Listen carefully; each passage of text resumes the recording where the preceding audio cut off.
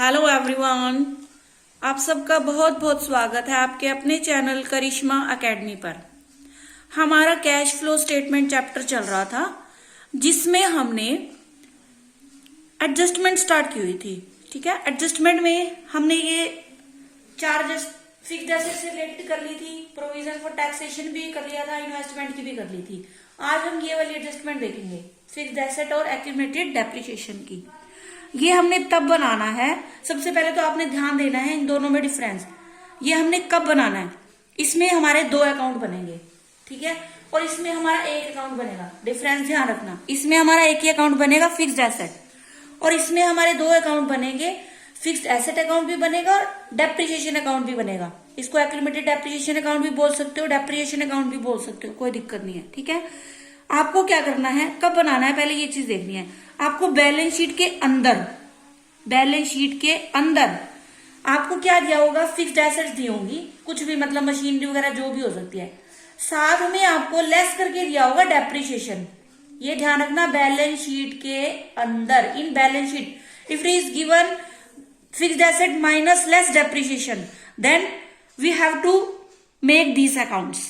ठीक है, आपको तब बनाना है जब बैलेंस शीट के अंदर फिक्स्ड एसेट में से डेप्रिसिएशन लेस करके दिया हो। उसमें आपको दिया होगा, यहाँ पे एक्यूमुलेटेड डेप्रिसिएशन वर्ड ही यूज किया होगा, लेस एक्यूमुलेटेड डेप्रिसिएशन, तब आपको ये बनाना है। सबसे पहले तो यही चीज ध्यान रखना है। ठीक है, आपको दो अकाउंट बनाने पड़ेंगे, एक अकाउंट बनेगा फिक्स्ड एसेट अकाउंट और दूसरा बनेगा एक्यूमुलेटेड डेप्रिसिएशन अकाउंट। ठीक है, अब हम देखो स्टार्ट करते हैं, पहले अकाउंट बनाना। दोनों पहले मैं बता देती हूँ कैसे बनाने हैं आपको, फिर एक सम देख लेंगे। ठीक है, देखो बिल्कुल हमारा फिक्स्ड एसेट अकाउंट तो वैसे ही बनेगा। ये हमारा fixed asset account, debit credit particular amount particular amount. ठीक है, सबसे पहले वही हमारी जो एसेट है, एसेट का डेबिट बैलेंस होता है, यहाँ पहले balance BD opening balance transfer करेंगे। ठीक है, और यहाँ पे बाय बैलेंस सीडी। सबसे पहला स्टेप यही है, हमने हमारा बैलेंस ट्रांसफर करना है फिक्स्ड एसेट अकाउंट का, ओपनिंग बैलेंस डेबिट में और credit balance closing balance credit में करना है। ठीक है, उसके बाद यहाँ पे आपने लिखना है, यहाँ पे आप लिखोगे इसके अंदर बाय बैंक। एक चीज ध्यान रखना है आपको, नीचे ना इसके नीचे एक एडजस्टमेंट भी मिलेगी। वो क्या होगी, मतलब ऐसे दिया होगा कि इसमें से इतनी एसेट को हमने सेल कर दिया। ठीक है, तो आपने क्या लिखना है, बाय बैंक अकाउंट, यहाँ पे सेल वाली जो भी होगी। ठीक है, और क्या लिखना है यहाँ पे, बाय एक्यूमुलेटेड डेप्रिसिएशन। ठीक है, ये डेप्रिसिएशन किसका होगा, जो हमारी सेल्ड मशीनरी है, सोल्ड मशीनरी है उसका, जो भी सोल्ड एसेट है उसका होगा। ठीक है, सोल्ड एसेट का होगा ये एक्यूमुलेटेड डेप्रिसिएशन। फिर हम देखेंगे प्रॉफिट हो रहा है या लॉस। अगर लॉस हो रहा है तो बाय पी एंड एल, यहाँ पे लॉस आ जाएगा। प्रॉफिट हो रहा है तो टू पी एंड एल, क्या आ जाएगा, प्रॉफिट आ जाएगा। ठीक है, अब एक चीज आपने ध्यान रखनी है कि इस अकाउंट से आपके पास हमेशा परचेज आएगी कि कितनी एसेट्स हमने परचेज की हैं। ठीक है, तो आप यहां पे लिखोगे टू बैंक परचेज, और यहां पे लिख सकते हो बैलेंसिंग फिगर। ठीक है, ध्यान रखना है आपने, यहां इस वाले से क्या आएगा, आपके पास हमेशा परचेज आएगी। ठीक है, हमेशा। और आपने दोनों में पता क्या डिफरेंस है, फिक्स्ड एसेट और इस अकाउंट और इसमें दोनों में पता क्या डिफरेंस है, जो ये डेप्रिसिएशन है ना, ये डेप्रिसिएशन क्या है, इसमें सोल्ड एसेट का है, बस ये ध्यान रखना है। जबकि वहां से हमारे पास जो डेप्रिसिएशन आता था वो करंट ईयर का डेप्रिसिएशन आता था, मतलब करंट ईयर का ही डेप्रिसिएशन होता था। इसमें जो हमारे पास है, ये जो डेप्रिसिएशन है ये एक्यूमुलेटेड डेप्रिसिएशन है, बस ये ध्यान रखना है आपने।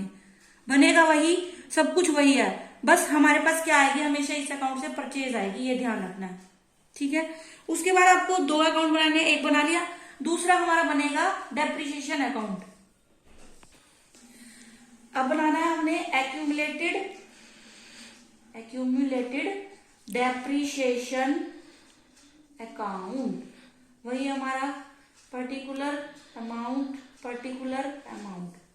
Debit credit.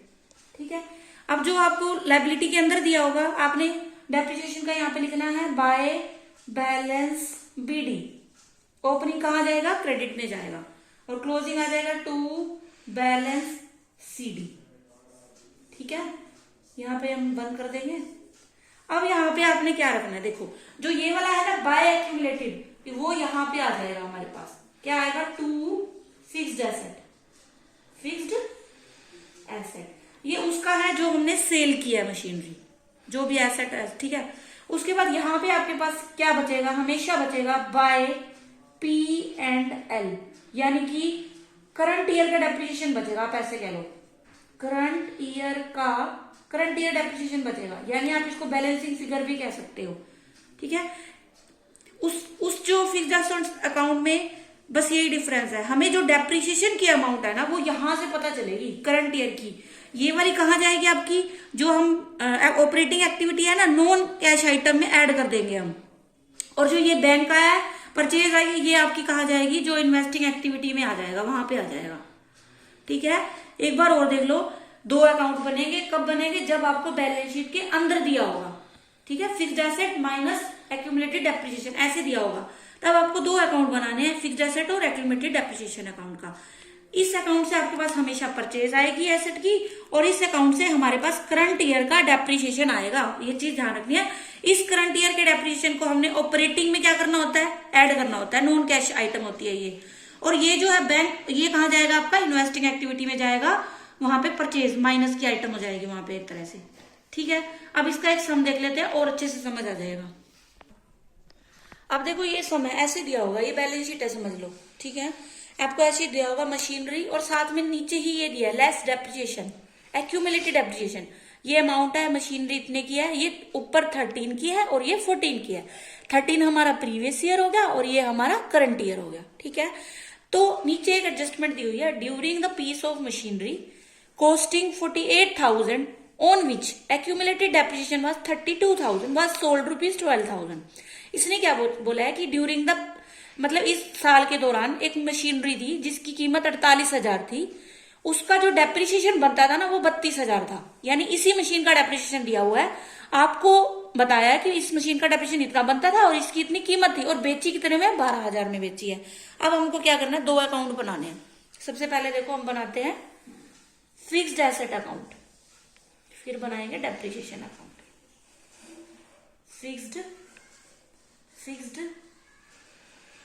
मशीनरी है ना, ऊपर हमें मशीनरी दिया हुआ, तो हम क्या बनाएंगे, मशीनरी अकाउंट।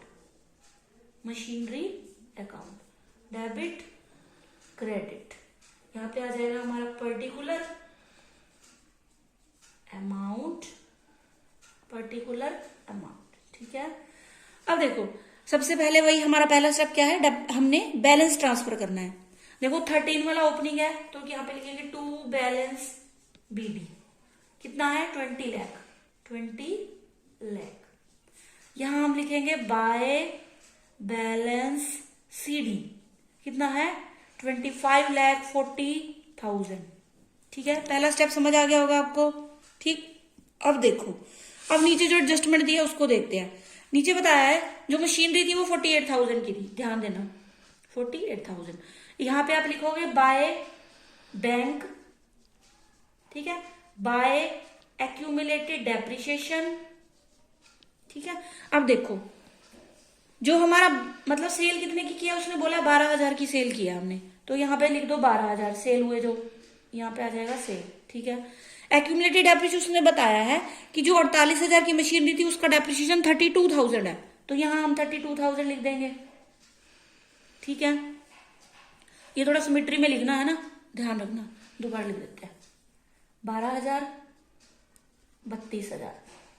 ठीक है, अब देखो आपको देखना है कि प्रॉफिट हो रहा है या लॉस हो रहा है। देखो मशीनरी की जो कॉस्ट है वो कितनी है, 48,000 है। ठीक है, इस पे बना देखो 32,000, तो इसका क्या बन गया, देखो कॉस्ट कितनी है, 48,000 है। ठीक है, उसमें बताया है, और 32,000 हमारा डेप्रिसिएशन, और सेल कितने में किया, वो 12,000 की। 48,000 की कीमत है उसकी, उस पे जो डेप्रिसिएशन है वो 32,000 है, और 12,000 क्या है, उसको बेचा है इतने में, तो कितना हो गया ये टोटल, 44,000 हो गए। अब देखो कीमत इतनी है और 44,000 की हमारा टोटल बैठ रहा है, तो यानी 4,000 का हमें क्या हो रहा है, लॉस हो रहा है। 4,000 का क्या हो रहा है, लॉस हो रहा है, तो लॉस हम यहाँ पे दिखाएंगे बाय पी एंड एल। यहाँ पे क्या करोगे, लॉस शो कर दोगे। लॉस कितना आ गया, 4000। ठीक है, बस और तो कुछ आना ही नहीं है यहाँ पे। अब हम क्या करेंगे, इनका सबका टोटल करते हैं। देखो ठीक है, देखो 40 ये बैठेगा 40 और 3 70, 70 और 80, हाँ 25 लाख 70 80 25 लाख 58,000। ठीक है, इसका टोटल बैठ रहा है 25,88,000। 58 मैंने गलत बोल दिया, ठीक है, 25,88,000। अब देखो ये कितना है, 20 लाख। 25 में से 20,000 लेस कर दो, मतलब हमारा जो बैलेंसिंग फिगर आ रहा है, या आप इसको ऐसे कह सकते हो टू बैंक, कितना आ रहा है, ये परचेज है हमारी, कितना आ जाएगा 5,88,000। अब इसको क्लोज कर दो, 25,88,000। ये था हमारा मशीनरी अकाउंट। ठीक है, पहले बैलेंस ट्रांसफर किया, फिर सेल की अमाउंट, फिर डेप्रिसिएशन उसी मशीनरी का। ये ध्यान रखना, जो मशीनरी हमने सेल की है उसको तो अभी हमने देखना ही नहीं। उसके बाद बाय जो भी लॉस हो रहा है प्रॉफिट हो रहा है वो लिख दिया मैंने। लॉस हो रहा है इस पे 4,000 का, वो मैंने आपको बता दिया कैसे हुआ। उसके बाद जो हमारा मैंने बताया था आपको, हमेशा परचेज आएगी इस अकाउंट से। हमारे पास परचेज कितनी आएगी, 5,88,000। इसको हम कहाँ शो कर देंगे, इन्वेस्टिंग एक्टिविटीज में। ठीक है, अब दूसरा अकाउंट देखो। अब देखो डेप्रिसिएशन अकाउंट बना रहे हैं हम। यहां पे लिखेंगे एक्यूमुलेटेड डेप्रिसिएशन। ठीक है, एक्यूमुलेटेड डेप्रिसिएशन अकाउंट। यहाँ क्या लिखेंगे हम, डेबिट बैलेंस, और यहाँ क्रेडिट पर्टिकुलर अमाउंट। ठीक है, अब देखो सबसे पहले बाय बैलेंस बीडी, यहाँ पे टू बैलेंस सीडी। अब देखो बैलेंस कितना है, 3 लाख और 4 लाख है। 13 का हमारे पास 3 लाख है, यानी ये हमारा हो गया ओपनिंग, और 4 लाख हमारा क्या है, क्रेडिट है। ठीक है, वो क्लोजिंग बैलेंस हो गया। अब मैंने आपको बताया था जो भी हमारा वो है, मतलब ये क्या है, जो हमारी मतलब पूरे साल का डेप्रिसिएशन आ जाता है। कैसे आता है, देखो मान लो ये मशीनरी हमारे पास कोई एक मशीनरी तो है नहीं, ये छोटा सा पार्ट सेल किया है, बाकी जो मशीनरी बची उसका डेप्रिसिएशन निकालते हैं इसके अंदर। ठीक है, यानी आप ऐसे कह सकते हो बची हुई मशीनरी का करंट ईयर का डेप्रिसिएशन वो निकालेंगे हम इससे। ठीक है, हमेशा वही निकलेगा। अब देखो मैंने बताया था जो एक्यूमुलेटेड डेप्रिसिएशन है वो यहाँ पे लिख दो, यानी क्या लिखोगे यहाँ पे, टू फिक्स्ड एसेट्स, कितना 32,000। ठीक, बस यही है, इसका बैलेंस आ जाएगा 4,32,000। अब जो बैलेंस बचेगा वो क्या बचेगा हमारे पास, बाय पी एंड एल। क्या है ये, करंट ईयर का डेप्रिसिएशन निकला हमारा। ठीक है, करंट ईयर डेप्रिसिएशन आप ऐसे भी लिख सकते हो, ये बैलेंसिंग फिगर है, बैलेंसिंग फिगर। ठीक है, वो कितना आ जाएगा हमारे पास, 1,32,000। यहां पे आ जाएगा टोटल 4,32,000। ये हमारा हो गया एक्यूमुलेटेड डेप्रिसिएशन। बस आपको ये ध्यान रखना है, यहां से हमारे पास करंट ईयर का डेप्रिसिएशन निकलेगा, ये एक चीज हमेशा। इसको आपने क्या करना है, ऑपरेटिंग एक्टिविटीज में ऐड कर देना है। और एक चीज, इससे हमारी हमेशा परचेज निकलेगी। आई होप आपको अच्छे से समझ आया होगा। अब देखो जो हमारी कुछ एडजस्टमेंट और है, उसके बाद हमारा क्या है, बस कम चलेंगे। ठीक है, अब देखो एक एडजस्टमेंट है हमारी गुडविल की। गुडविल, ट्रेडमार्क हो,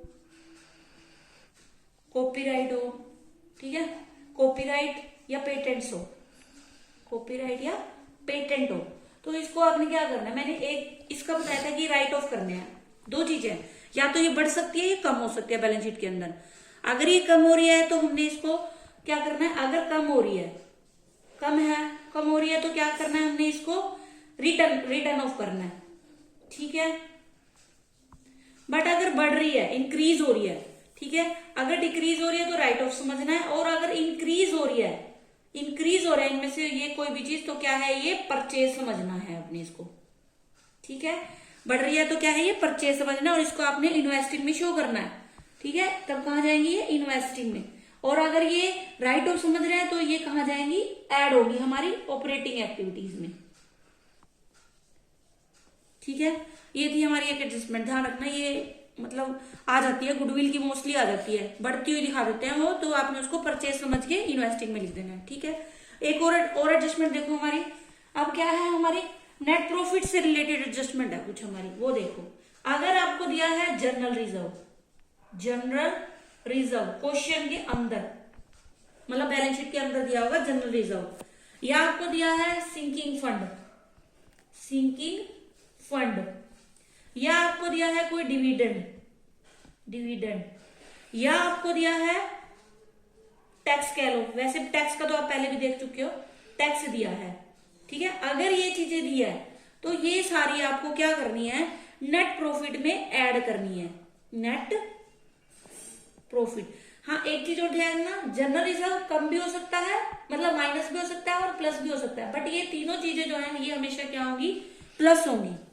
ठीक है, आपने क्या करना है, नेट प्रॉफिट में इनको ऐड करना है। क्यों ऐड करना है वो, क्योंकि ये क्या है हमारी, एक तरह से आप ऐसे कह सकते हो आप, ये सारी हमारी नॉन कैश कह लो, या फिर आप ऐसे कह सकते हो ये सारी हमारी क्या है, प्रीवियस ईयर की होती है, करंट ईयर की नहीं होती है, ऐसे कह लो चाहे आप। इसलिए हम इसको क्या कर सकते हैं, वापस ऐड करते हैं। ठीक है, देखो क्योंकि जो डिविडेंड होता है या टैक्स होता है, ये सारे हम क्या करते हैं, एक चीज और देखो, ये हमारा नेट प्रॉफिट है, समझ लो निकल के आ गया हमारे पास नेट प्रॉफिट। ठीक है, इसमें से क्या जाता है, सबसे पहले टैक्स पेड होगा हमारा, टैक्स लेस कर दिया। ठीक है, उसके बाद हमारे पास जाता है, हम क्या लेस करते हैं, डिविडेंड लेस करते हैं, जो भी हमारे पास बचेगा उसमें से डिविडेंड लेस करेंगे हम इसमें से। ठीक है, पहले क्या किया, टैक्स दिया, फिर हम डिविडेंड देते हैं जो भी है, मतलब प्रेफरेंस को, अगर बचता है तो इक्विटी को भी दे देते हैं। ठीक है, तो जो हमारे पास ये डिविडेंड है, ये टैक्स है, ये हमारे पास कौन सा होता है, प्रीवियस ईयर का होता है, करंट ईयर का नहीं होता। करंट ईयर का तो हम प्रॉफिट ही अब निकाल रहे हैं। देखो टैक्स किस पे लगता है, टैक्स हमारा लगता है इनकम पे, और इनकम हमारी तब पता लगेगी ना जब हमारा मतलब हमारे पास देखो 31 दिसंबर को हमें, मतलब दिसंबर कह लो, मार्च कह लो, फर्स्ट लास्ट दिन कह लो, या 31 दिसंबर या मार्च कह लो, हम अकाउंट बनाते हैं, इस दिन हमें प्रॉफिट पता लगेगा। अभी तो जब प्रॉफिट पता लगेगा तो कुछ दिन बाद ही इंटरेस्ट टैक्स लगेगा, ये डिविडेंड पेड होगा ना, तो जो भी ये टैक्स होता है ये क्या होता है, हमारा प्रीवियस ईयर का होता है। जैसे सपोज करो ये 2013 और ये 2014 है, ये हमारा करंट ईयर है, ये हमारा प्रीवियस ईयर है। तो जो ये टैक्स पे किया है ना, ये वो 2013 का होता है, और डिविडेंड भी 13 प्रीवियस का होता है, अब वाला नहीं होता, क्योंकि अब का तो हमें पता ही है इनकम कितनी है, तभी तो हम देंगे उनको। तो ये जो होता है ना हमारा लास्ट ईयर का होता है, इसलिए हम क्या करते हैं, वापस इसको ऐड कर देते हैं। ठीक है, ये चीज ध्यान रखनी है आपने। तो ये एक ही एडजस्टमेंट दी, ये आएगा तो आपको क्या करना है, चाहे वो जनरल रिजर्व हो, सिंकिंग फंड हो, डिविडेंड फंड हो, या कोई और फंड या रिजर्व भी हो सकता है, टैक्स और डिविडेंड, उनको आपने क्या करना है, नेट प्रॉफिट में ऐड करना है वापस। ये एडजस्टमेंट आ जाती है आपकी, ऐसा कल हम भी लेके आऊंगे आपके लिए, और अच्छे से समझ आ जाएगा आपको। ठीक है, और एक एडजस्टमेंट होती है हमारी, एक दो और एडजस्टमेंट होती है, जैसे हमारी वही इंटरिम डिविडेंड होता है अलग से, इंटरिम डिविडेंड। ठीक है, इंटरिम डिविडेंड, इसका क्या करना है, ये एडजस्टमेंट में होता है, एडजस्टमेंट में होता है। वही बात है, इसको क्या करना है आपने, ऑपरेटिंग एक्टिविटीज में क्या करना है, प्लस करना है, और जो हमारा फाइनेंशियल एक्टिविटी है उसमें से क्या करना है, माइनस करना है। ये ध्यान रखना, डिविडेंड पेड वो कहाँ जाएगा, आपका फाइनेंसिंग एक्टिविटीज में जाएगा, तो ये हमेशा एडजस्टमेंट में होगा। तो आपने क्या करना है, इसी को ऑपरेटिंग एक्टिविटी में पहले ऐड कर देना है, और ये प्रॉफिट में ऐड होगा, वैसे वही जो मैंने अभी आपको बताया था वही चीज है। ठीक है, और फाइनेंसिंग एक्टिविटीज में माइनस होता है हमेशा, चाहे वो प्रपोज डिविडेंड हो, चाहे वो इंटरिम डिविडेंड हो, इंटरिम हो, चाहे वो प्रपोज हो, चाहे वो हमारा क्या हो, फाइनल डिविडेंड हो, ऐसे कुछ भी हो सकता है। ठीक है, फाइनल डिविडेंड भी लिखा आ सकता है आपके पास। ठीक है, ये हमारी एडजस्टमेंट थी सारी। कल हम क्या करेंगे, एक सम करेंगे इससे रिलेटेड, एक या दो जितने भी हो पाएंगे, और अच्छे से आपको समझ आ जाएंगी। अब हमारी एडजस्टमेंट सारी, मतलब आप ऐसे कह सकते हो कंसेप्ट बेस्ड जो भी हमारी वो थी खत्म हो चुकी है। अब हमने क्या करने हैं, सम करने हैं, कल इलुस्ट्रेशन करेंगे इसके। ठीक है, आई होप आपको ये अच्छे से समझ आए होंगे, और कल हम सम करेंगे तो और अच्छे से समझ आ जाएंगे। आप मेरी वीडियोस को पूरा देखें, लाइक करें, शेयर करें, और बेल आइकन को भी प्रेस कर लें, ताकि आपको मेरी आने वाली वीडियोस का पता चलता रहे। Thanks for watching.